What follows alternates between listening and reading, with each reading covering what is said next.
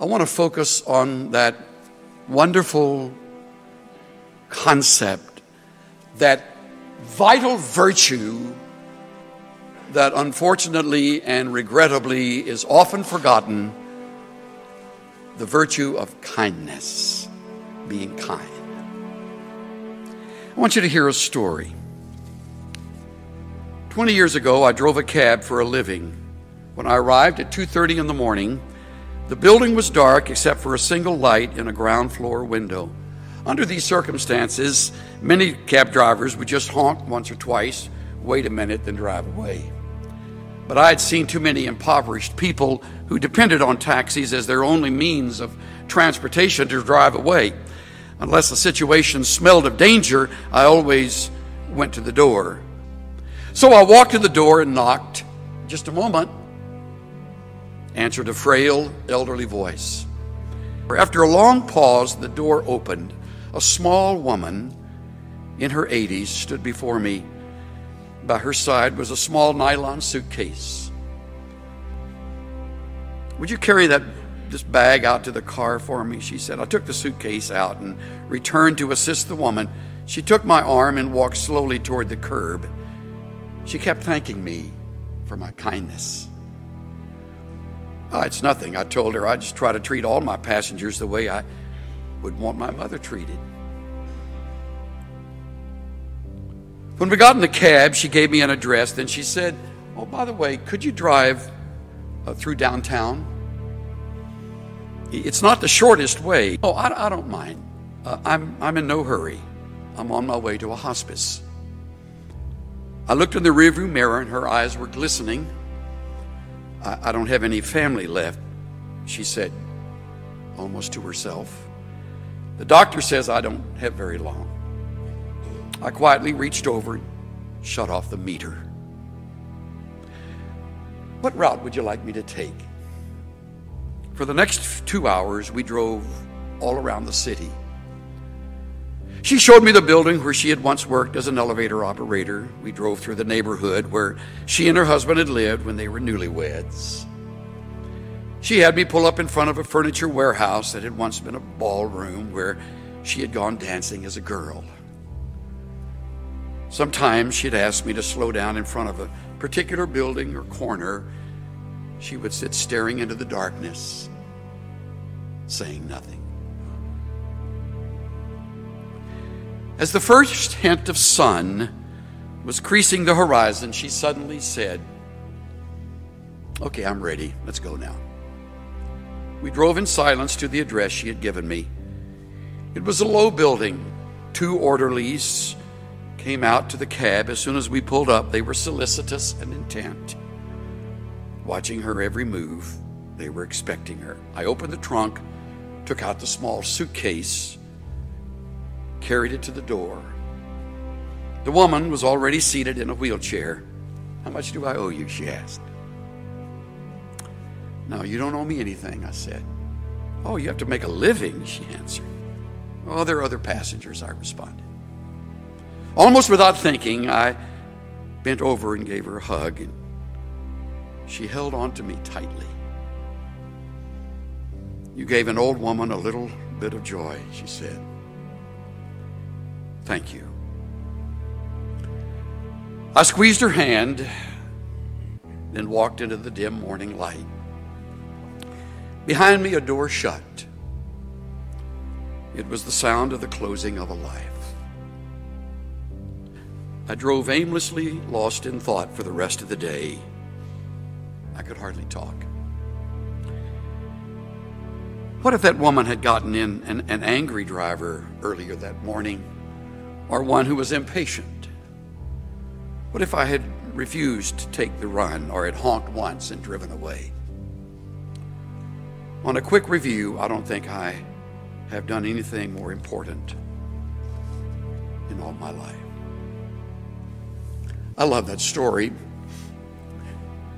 It sort of helps me allow life to make up its mind again. You need to remember that story. The times you will want to be anything but kind,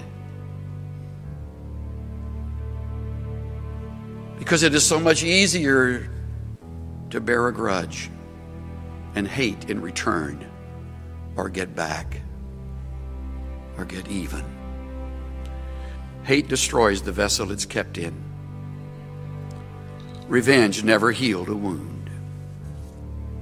There's one thing all of us have in common: we've been mistreated by somebody. Some of you have known abuse, misunderstanding, and all of this has a way of siphoning your tank of kindness. It can make you hard, and you can get on with hard. You can get along with it. In fact, some will even respect you more because you're tough.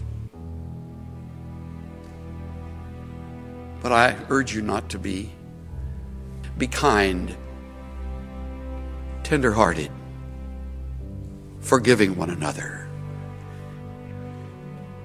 When I'm truly free of revenge and bitterness, there is plenty of room in my heart left for kindness. And not until. Do what's right. Do justice. Love kindness. Walk humbly with your God. Maybe you were born a really nice person with a gentle, sweet personality, and being kind to people comes pretty naturally to you, but I think more of the globe is not that way than is. And the good news is we can change. It's amazing what one kind word can do. We don't think anything about it, but to the other person, it breathes life into their spirit. Our words have the power to lift people, to help them get through a challenge, to push them into their destinies. When you tell someone, "I love you, I'm proud of you, you did great on that project," you're not just being kind, those are healing words. We don't know what people are going through. They may smile on the outside, but on the inside, they're hurting, they're lonely, they're discouraged. Many people have wounds from the past, wounds from a relationship that didn't work out, wounds from people trying to push them down. And just a simple word of encouragement: "I believe in you, I'm praying for you." A simple compliment: "You look beautiful today." It's no big deal to you, but to them, it's helping heal the wounds. It's lifting their spirits. It's causing them to believe in themselves. Your words can be what keeps them moving forward. And God puts people in our lives on purpose so we can bring healing. Letting people know that you care does more than you imagine. You have the power to put someone on their feet. You have the power to keep them from falling into depression. You have the power to cause them to pursue their dreams. Be free with your compliments. You can think well of your friend all day long, but if you never tell them, they'll never know. God wouldn't have brought it up if He didn't want you to tell them. He wouldn't have put that thought in you if the other person didn't need it. You may not know them. It may not make sense to you, but God knows what He's doing. There's a reason they need your healing. Don't withhold it. Don't try to reason it out. In my early 20s, a young man started coming up to the gym to play basketball with us. He was a loner. He was very unfriendly, very cold. He never talked. Even during the games, he wouldn't interact with us. Most of the guys just ignored him. But something down in here told me to reach out to him and make him feel welcome. I found out that his name was Bo. When he would come into the gym, I would go over and say, "Hey, Bo, it's great to see you today." He never said anything. He just hit his chest twice and walked away. I didn't know what that meant, but I hit my chest twice and walked away. This went on for several years. I saw him 4 or 5 times a week. Well, I stopped playing basketball there, and I hadn't seen Bo in over 20 years. One Sunday, he showed up at church. I saw him afterwards. I thought, where do I know this guy from? He said, "I'm Bo. We used to play basketball together." That's the most I'd ever heard him talk. He went on to tell how he grew up in the projects. At 14, he started living on his own. Nobody wanted him. He never felt loved or accepted.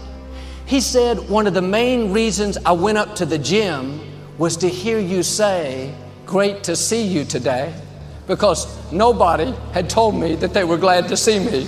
Those simple words, letting him know that I cared, were like life-giving water. Today, Bo is married. He introduced me to his children. He's setting a new standard for his family. What am I saying? Nobody is in your life by accident.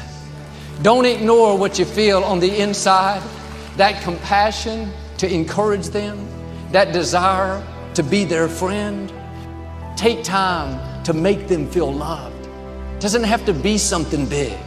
Just good to see you. I believe in you. I'm praying for you. Just let them know that you care.